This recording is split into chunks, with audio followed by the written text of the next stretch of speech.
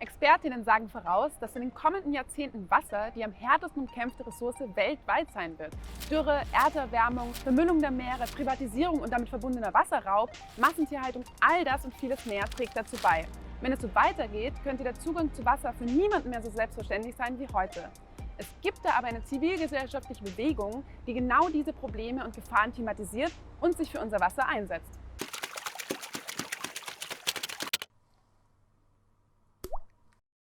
Weltweit gibt es 75 Blue Communities.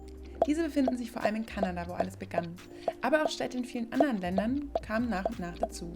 Neben Städten können auch Universitäten Blue Communities sein, wie zum Beispiel in Bern. In Deutschland sind es mittlerweile schon 5 Blue Communities: Kempten, Augsburg, Marburg, München und Berlin. Was ist das denn nun, eine Blue Community? Genau das wollen wir heute klären. Wir wollen euch von dieser tollen Initiative erzählen, die sich für Wasser und dessen Wertschätzung und Schutz einsetzt. Der Name verrät es schon, es geht um eine Community, also eine Gemeinschaft. Viele Menschen sind bei einer Blue Community beteiligt und setzen sich für deren Ziele ein. Einer davon ist Stefan Tido, Staatssekretär der Senatsverwaltung für Umwelt, Verkehr und Klimaschutz. Herr Tido, was finden Sie denn besonders toll daran, dass Berlin Blue Community geworden ist? Es ist erstmal ein politisches Signal oder eine wichtige politische Initiative, weil sie darauf aufmerksam macht, wie wichtig der Zugang zu Wasser ist. Also Berlin hat ja eine sehr aktive Szene, auch wirklich viele ehrenamtliche Menschen, die das Thema umtreibt. Und die sind natürlich auch an uns herangetreten, auch ans Abgeordnetenhaus, haben Druck gemacht und am Ende gab es einen Beschluss des Abgeordnetenhauses, der uns aufgefordert hat, der Initiative beizutreten. Und das haben wir natürlich gerne gemacht, weil unsere Wasserpolitik die Ziele der Blue Community teilt.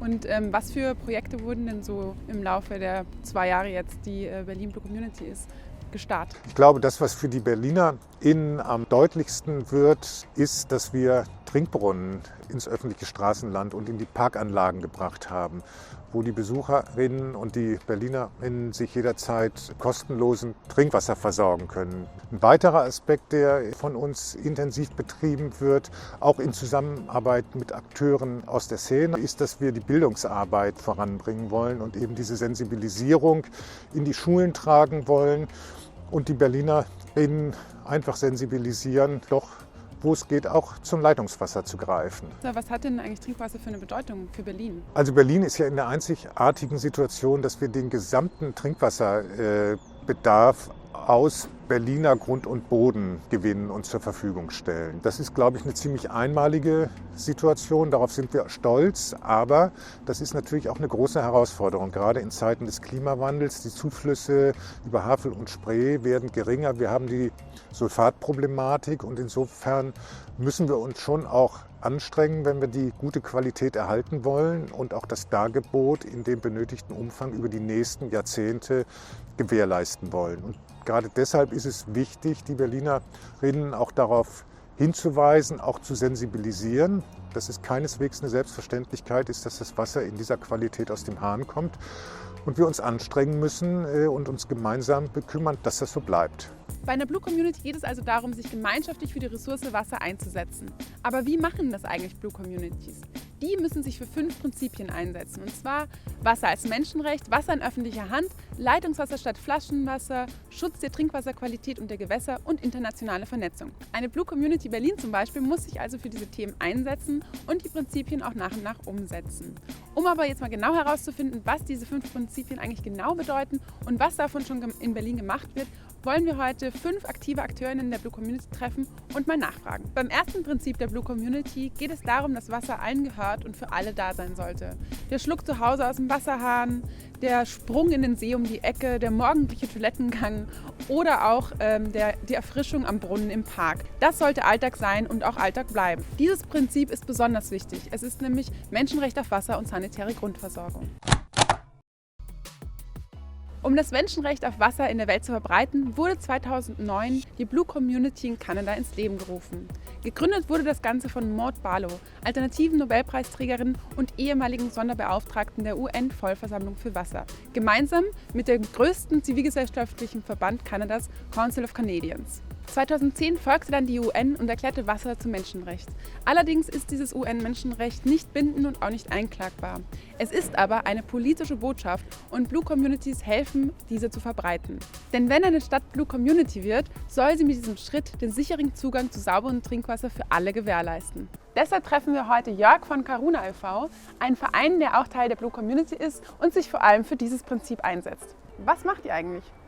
Also, Karuna kümmert sich als Sozialgenossenschaft um Menschen, die am Rand der Gesellschaft leben, auch Obdachlose, aber auch Menschen, die unter Armut leiden. Und wir kümmern uns insbesondere auch zum Thema Wasser. Und ihr seid ja auch Teil der Blue Community und steht besonders für dieses Prinzip 1 ein. Was ist das eigentlich und warum hängt das mit Karuna zusammen? Ja, also die Versorgung mit Trinkwasser, aber auch mit Wasser, damit man sich duschen kann, und so, ist ein Menschenrecht. Und deswegen sind wir da so erpicht, mit euch zusammen in der Blue Community dafür zu sorgen, dass es hier in Berlin auch realisiert wird. Warum denkst du, ist dieses Prinzip so wichtig hier in Berlin? Die Grundversorgung mit Trinkwasser, aber auch mit Duschwasser ist eben für jemanden, der kein Obdach hat, existenziell. Wasser muss also ein Grundrecht sein, damit wir alle darauf Zugriff haben. Dazu gehört auch, dass Wasser im öffentlichen Besitz ist und bleibt. Die Ressource Wasser darf nicht privatisiert werden. Das ist ein Prinzip der Blue Community. Denn wenn Wasser staatlich kontrolliert wird, dann wird es auch heute und für die Zukunft geschützt. Und Berlin ist eine der Erfolgsgeschichten der Blue Community Bewegung. Denn der Wasserversorger Berliner Wasserbetriebe wurde 2013 rekommunalisiert. Das heißt, die Berliner Wasserbetriebe wanderten aus der privaten Hand in die öffentliche Hand. Und was heißt hier eigentlich wanderte? Diese Rekommunalisierung wurde hartnäckig erkämpft. Teil davon war Johanna vom Berliner Wassertisch, die wir jetzt auch gleich treffen und über diese Rekommunalisierung und das Prinzip Wasser in öffentlicher Hand sprechen werden. Hallo Johanna, du bist ja Teil des Berliner Wassertisch, was man ja unschwer an deinem T-Shirt erkennen kann. Das ist ja euer Logo. Was macht eigentlich der Berliner Wassertisch und was habt ihr schon so erreicht? Der Berliner Wassertisch steht für den Kampf gegen die Privatisierung des Wassers. Damals zum Volksbegehren Unser Wasser habe ich sehr oft hier gestanden an der Weltzeituhr mit einem Stand und Unterschriften gesammelt. Und der Volksentscheid war ja dann ein großer Erfolg. Und wann war das nochmal? Das war 2011. Aber schon vorher über unsere internationalen Kontakte, wir waren immer vernetzt, lernte ich schon 2008 die Kanadierin Maud Barlow kennen. Insofern bot es sich an, sie 2017 ins Abgeordnetenhaus einzuladen und dort Blue Community vorzustellen. Und ein Jahr später beschloss das Abgeordnetenhaus, dass Berlin sich auch zu diesen Prinzipien verpflichtet.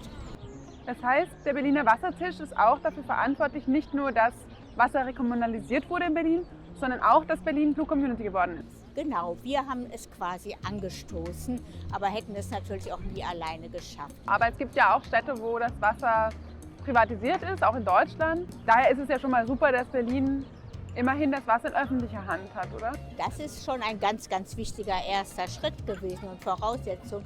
Aber wir sagen eben, solange wie Transparenz und Mitwirkung noch aussteht, ist es nicht das, was wir eigentlich insgesamt wollten. Berlin hat also durch den Berliner Wassertisch schon einiges geschafft. Am 22.03.2018 hat sich das Berliner Abgeordnetenhaus den Prinzipien der Blue Community verschrieben. Und nicht nur das Prinzip Wasser in öffentlicher Hand haben wir hier in Berlin schon erfüllt. Doch die Blue Community hat noch einige weitere Prinzipien, denen nachgegangen werden muss. Und seit der Rekommunalisierung hat Berlin Leitungswasser mit Top-Qualität. Für diese Botschaft unter anderem setzt sich der Verein ATIPTIP ein. Dieser steht für Leitungswasser und gegen Plastikflaschen. Wir besuchen heute Anush, sie arbeitet für den Verein und ihr Spezialgebiet ist die Bildung. Deswegen besuchen wir sie heute auch in ihrem Wahl. Diese beherbergt nämlich eine Ausstellung zum Thema Plastikmüll und verschmutztes Wasser. Hallo Anush. Hey Lea. Du arbeitest ja auch für ATIPTIP und sag mir mal, warum sind wir so wichtig für die Blue Community? Naja, es gibt ja verschiedene Prinzipien, unter anderem das Prinzip Leitungswasser vor Flaschenwasser und da sind wir natürlich prädestiniert für, dieses Prinzip in die Tat umzusetzen. Und warum ist denn dann das Prinzip Leitungswasser vor Flaschenwasser so wichtig? Naja, mit der Herstellung und Bereitstellung von Flaschenwasser braucht man endliche Ressourcen wie Erdöl, Kohle, Erdgas, aber auch extra Wasser. Das zum einen, dann kann man sehr viele CO2-Emissionen sparen, wenn man Leitungswasser trinkt. Man kann sich das Kissenschleppen sparen, aber auch die Qualität ist 1A in Berlin. Was können denn unsere ZuschauerInnen tun, um auch etwas für die Blue Community zu leisten? Das ist gar nicht so schwer. Und zwar haben wir ja den großen Vorteil, dass wir überall Wasser trinken können. Und dank der Blue Community werden auch immer mehr Brunnen gebaut in der Stadt und wir haben ja auch immer mehr Refill-Stationen. Man braucht eigentlich nur eine Mehrwegflasche und dann kann man das in Brunnen auffüllen oder in einen Bar gehen oder in einen Café und fragen, ob man das auffüllen lassen kann. Und immer mehr Cafés machen mit und immer mehr Brunnen werden gebaut, jetzt auch bald barrierefrei. Und wir setzen uns auch dafür ein, dass sie ganzjährig laufen, weil derzeit laufen sie ja noch nur von April bis November. Mit diesen 3 Prinzipien bzw. Forderungen fing die Blue Community Bewegung an.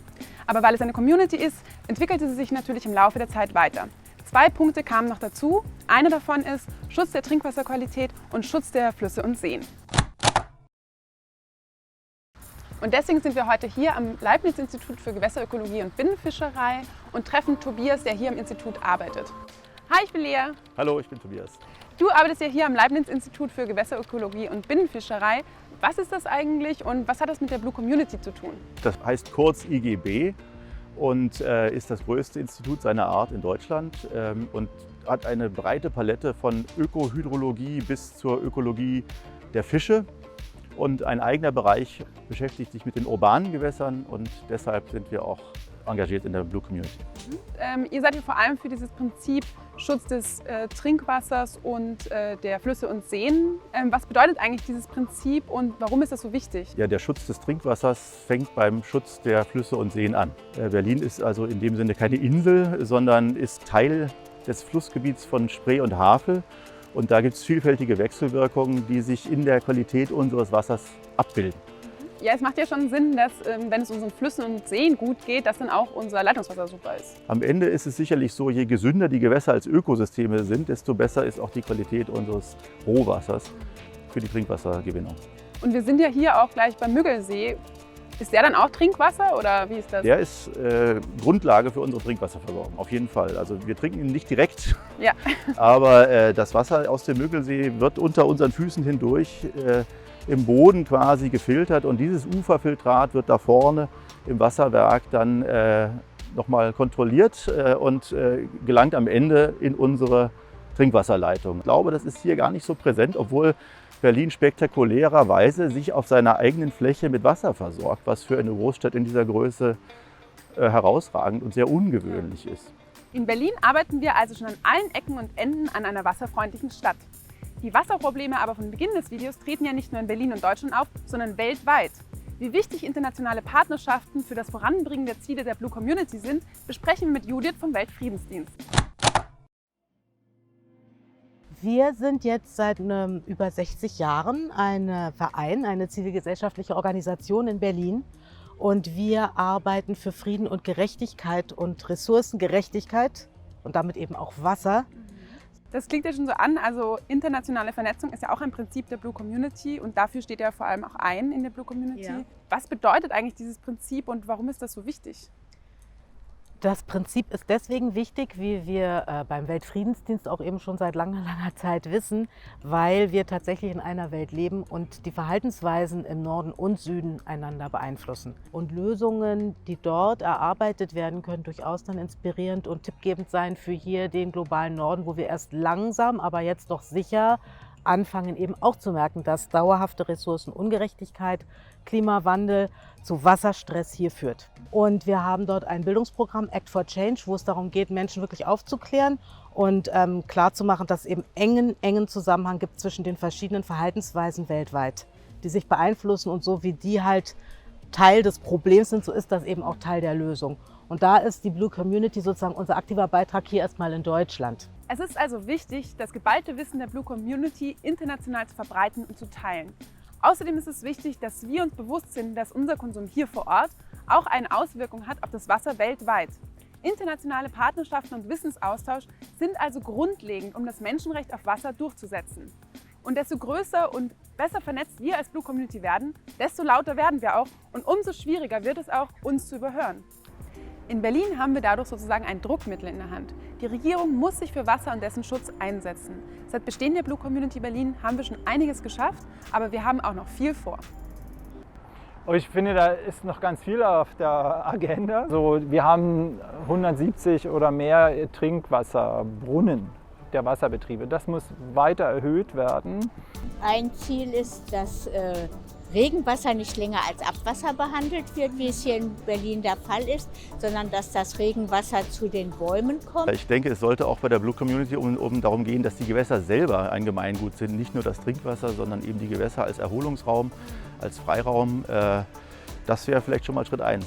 Noch viel, viel mehr Bewusstmachung und Bewusstwerdung bei allen Berlinerinnen, dass Wasser und Verhalten und wie wir unser Wasser hier konsumieren, einen ganz direkten Beitrag auf Wasserstress und Wassergerechtigkeit weltweit hat. Ich wünsche mir ein gemeinschaftliches Bildungsprogramm im Namen der Blue Community, in dem einfach diese 5 Prinzipien den Schülerinnen und Schülern näher gebracht wird, dass wir einfach die Sachen zusammendenken und nicht jeder so sein eigenes Süppchen kocht. Die Blue Community ist eine lebendige und immer größer werdende Initiative, die hoffentlich bald jeder und jede kennt.